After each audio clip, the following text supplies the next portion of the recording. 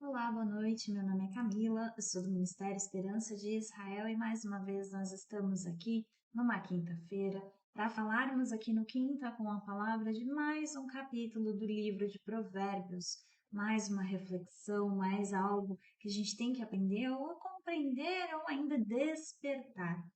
O vídeo de hoje tem o nome de Advertências, e nesse capítulo, que é o capítulo número 6 do livro de Provérbios, nós temos três delas.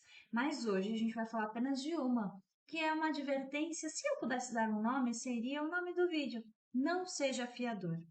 A palavra de Deus, lá no livro de Provérbios, no capítulo 6, nos versos 1 a 5, diz exatamente assim: Filho meu, se ficaste por fiador do teu companheiro, se deste a tua mão ao estranho, e te deixaste enredar pelas próprias palavras, e te prendeste nas palavras da tua boca, faze, pois, isto agora, filho meu, e livra-te, já que caíste nas mãos do teu companheiro, vai, humilha-te e importuna o teu companheiro.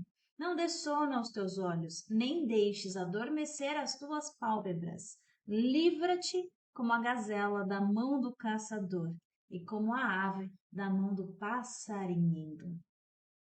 Nesse capítulo do livro de Provérbios, o Senhor ele traz essas três advertências que são práticas. Mas hoje a gente reflete sobre a primeira delas, que é exatamente para que não sejamos fiadores. E vamos entender um pouquinho do porquê, né? Quando a gente aceita ser fiador de alguém, quando você aceita ser fiador de alguém, você aceita a responsabilidade pela dívida de uma outra pessoa. E no caso dela deixar de pagar ou dela atrasar, correto? Dela deixar de pagar.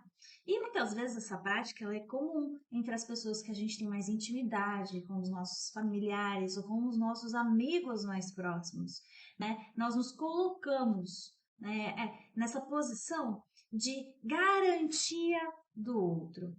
Entretanto, o Senhor, através da Bíblia, nos adverte que nós não devemos fazer isso, porque por esse ato, a pessoa que se coloca como cooperadora, como fiadora, ela fica numa situação de dependência das ações que o outro vai vir a ter, né? E a gente nem consegue adivinhar ou controlar as ações, né? As circunstâncias da vida do outro.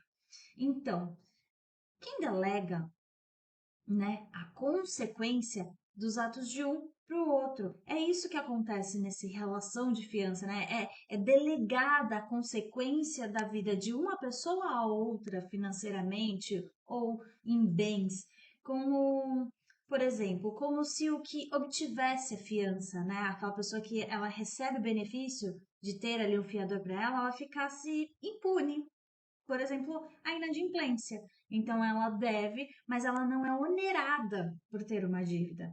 E os atos e o comportamento da pessoa que possui o fiador, eles fogem de verdade completamente ao controle, né, do fiador, daquele que se pôs à disposição.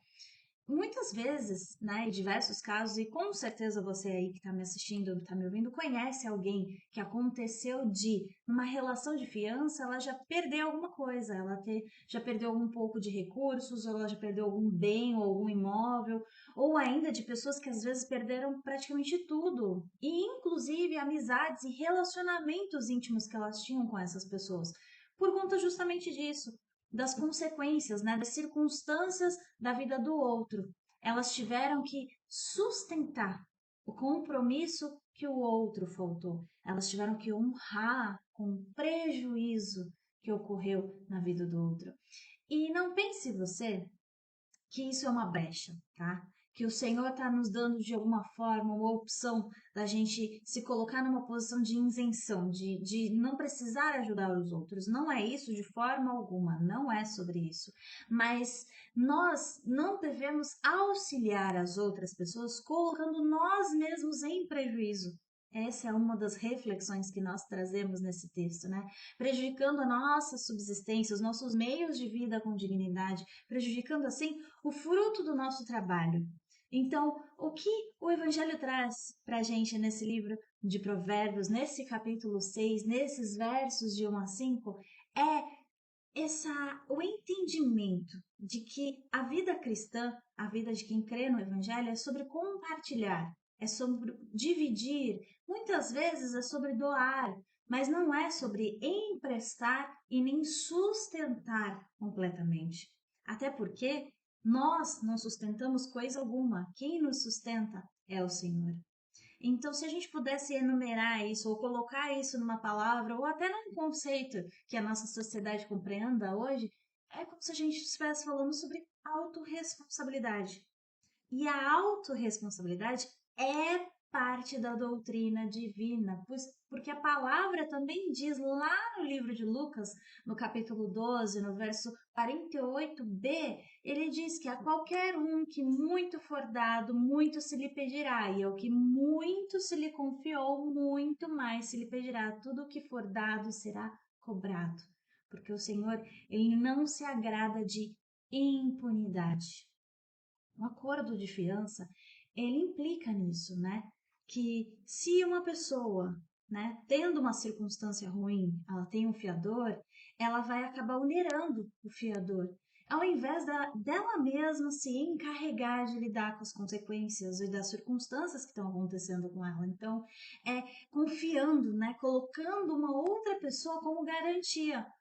E isso é uma das coisas que a gente tem que praticar em relação ao Senhor e não em relação a outra pessoa. Primeiro, porque tudo aquilo que a gente faz, às vezes a gente executa as nossas ideias, os nossos empreendimentos, os nossos planos, compras, vendas, tudo aquilo que a gente faz na nossa vida, a gente tem que colocar diante de Deus para conhecimento do Senhor, para buscar essa conciliação da nossa vontade, dos nossos planos e desejos com a vontade dele, para a aprovação dele, porque assim a gente reconhece e a gente legitima que nós não somos os poderosos e realizadores da nossa vida, nós realizamos, mas a soberania do Senhor é maior sobre nós.